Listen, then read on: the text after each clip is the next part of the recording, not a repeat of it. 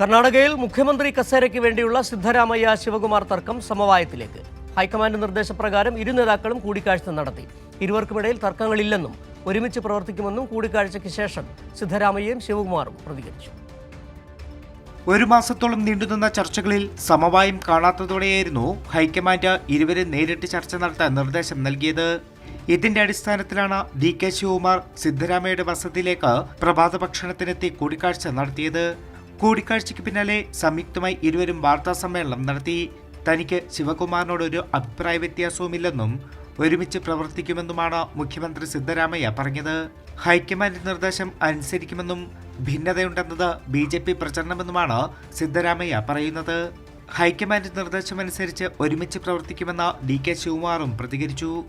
We all have joined together. We have worked together.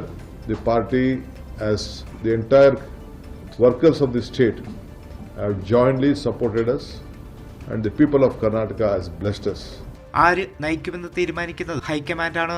2028 തെരഞ്ഞെടുപ്പ് ജയമാണ് പ്രധാനമെന്നും അതിനുവേണ്ടി ഒരുമിച്ച് പ്രവർത്തിക്കുമെന്നും ശിവകുമാർ കൂട്ടിച്ചേർത്തു.